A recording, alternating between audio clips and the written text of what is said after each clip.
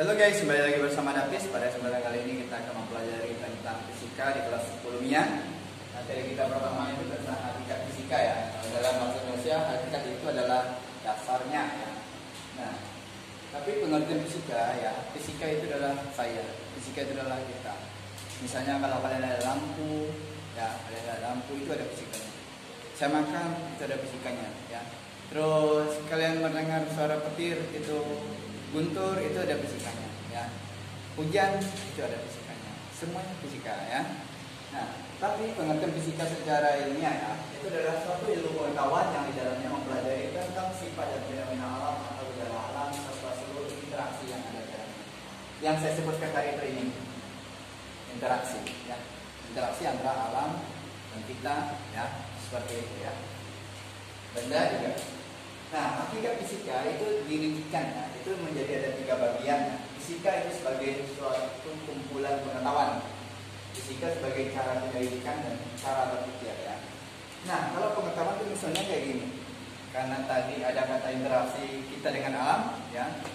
Nah, otomatis fisika sebagai kumpulan pengetahuan, contohnya misalnya pernah dengar suara petir yang menggelagar ya. Nah, itu adalah satu contoh ya. Nah, petir yang menggelagar ya, itu ditangkap oleh telinga kita, sehingga kita bisa mendengarnya ya. Kemudian ketika kita mendengar, kita berpikir, oh saya menemukan sesuatu. Nah, itulah pengetahuan ya. Jadi ada hubungan antara alam dan indera kita, indera pendengaran. Nah, ketika kita mendengar, otomatis kita bisa berpikir, oh ini adalah salah satu penemuan. Ternyata suatu petir itu bisa menggelagar seperti itu ya. Nah, contoh yang kedua, fisika sebagai cara penyelidikan ya. Kalian masih ingat ya, bosnya Newton yang lagi jalan, dia menjadi satu pohon, kemudian ada apel jatuh di dekatnya, kemudian dia berpikir, kenapa apel itu jatuh ke bawah? Nah, di situ dia menyelidiki. Nah, maka di sini fisika itu sebagai cara penyelidikan ya, dapat dipertinggalkan. Maka muncullah hukum gravitasi Newton ya.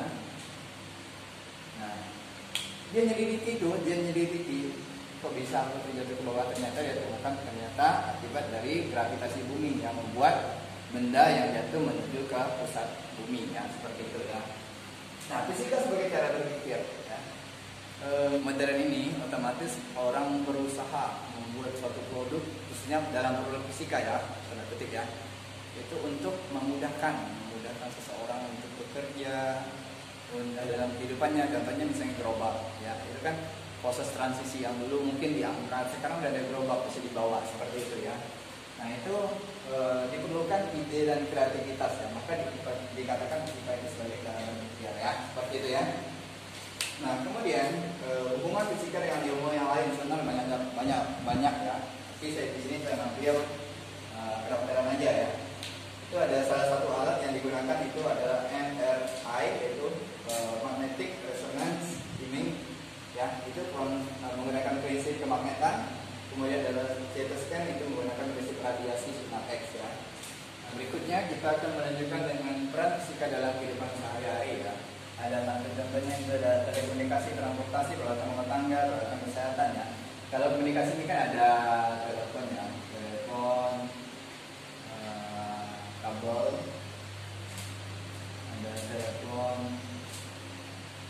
seluler, kemudian ada TV ya, radio juga ya, radio ya.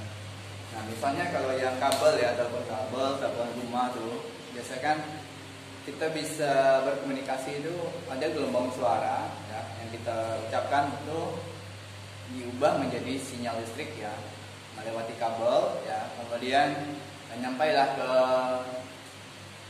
penerima teleponnya.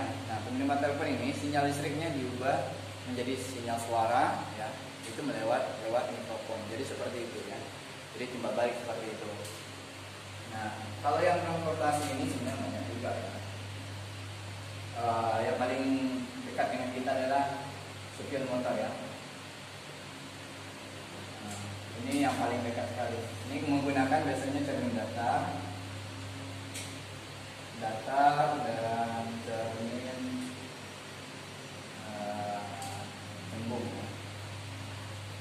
karena dia dapat memantulkan cahaya ya. Nah, gunanya pasti tahu untuk melihat masa lalu, untuk melihat orang yang di belakang kita ya, objek belakang ya.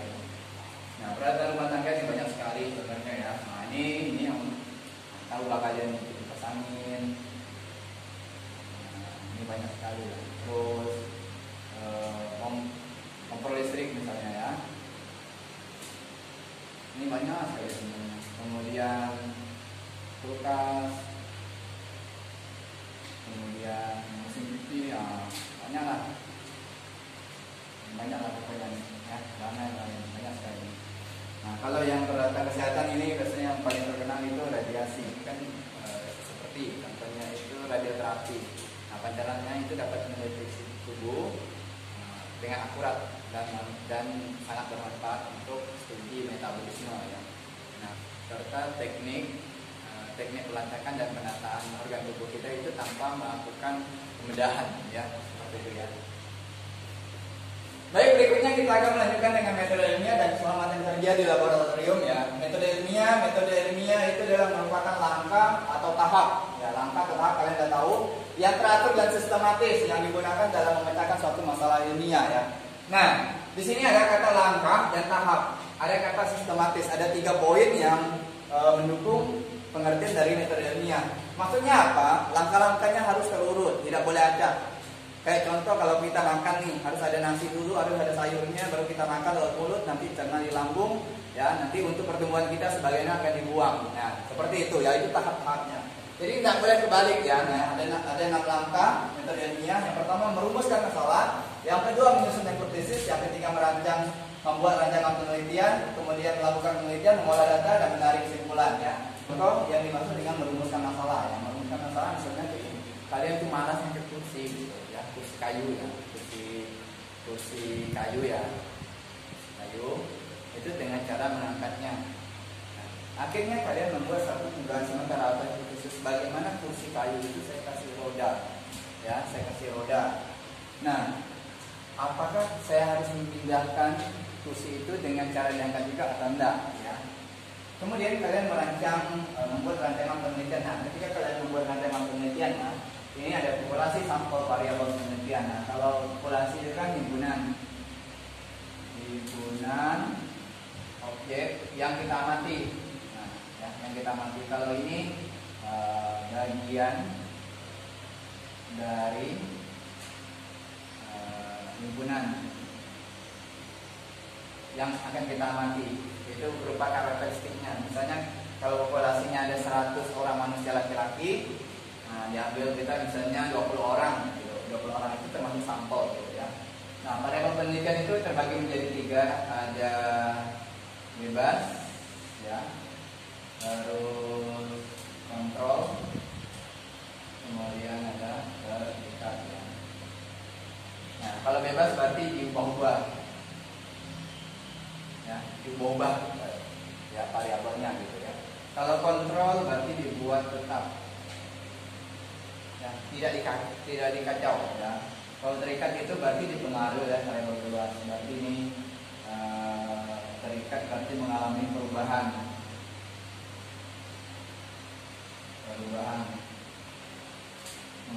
maksudnya kalau diubah si A kita tinju gimana, si B kita tinju gimana gitu.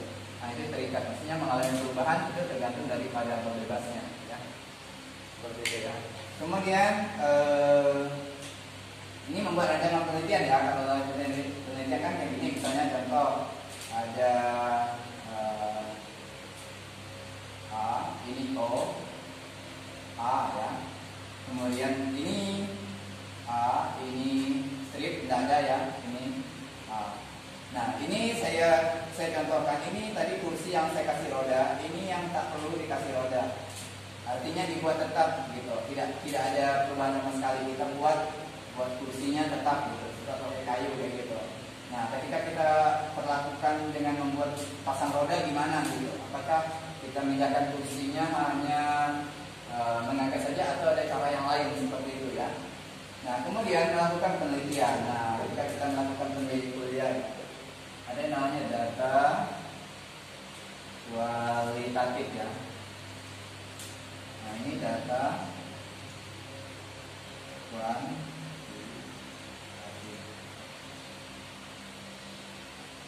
indera manusia. Kayak kita bisa tahu suhu badan teman kita panas.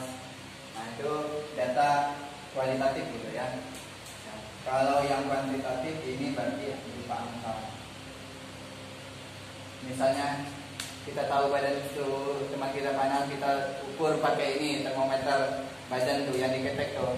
Nah, itu kalau itu data kuantitatif, itu hasilnya angka gitu. Tapi yang kalau kualitatif itu ketika kita rasa badan teman kita panas, nah itu juga data gitu ya. Seperti itu ya. Nah, mengolah data berarti nanti bisa larinya ke urusan matematika ya.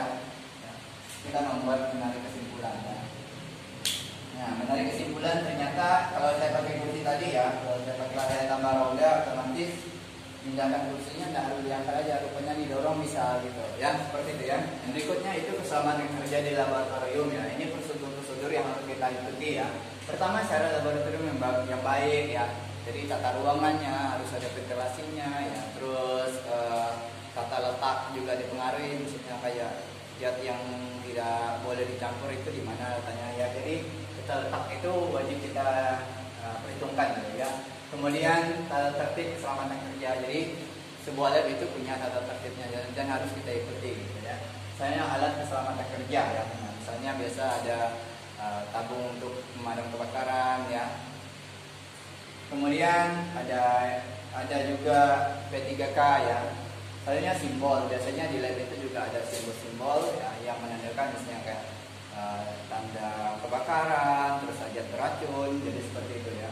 Kemudian pembuangan limbah. Jadi kalau kita sudah melakukan percobaan itu sebenarnya tidak boleh buang ke sembarang tempat. Ada tempat-tempat tertentu yang memang sudah disediakan gitu, ada untuk pembuangan gitu ya. Terus nah kalau penanganan kecelakaan ini biasa sistem labnya biasa ada komunikasi atau relasi dengan pihak-pihak kesehatan biasa juga, selain persediaan di lab itu sendiri gitu ya.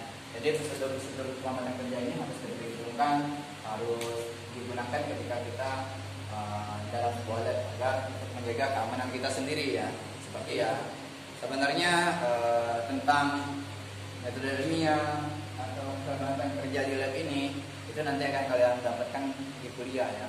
Ini hanya pengantar aja, kalian mengenal oh seperti ini. Jadi ketika melakukan penelitian, melakukan percobaan, ada langkah-langkah yang harus kita ikuti, ada prosedur yang harus kita ikuti bersama untuk menemukan sesuatu hal seperti itu ya. Sekian dan terima kasih.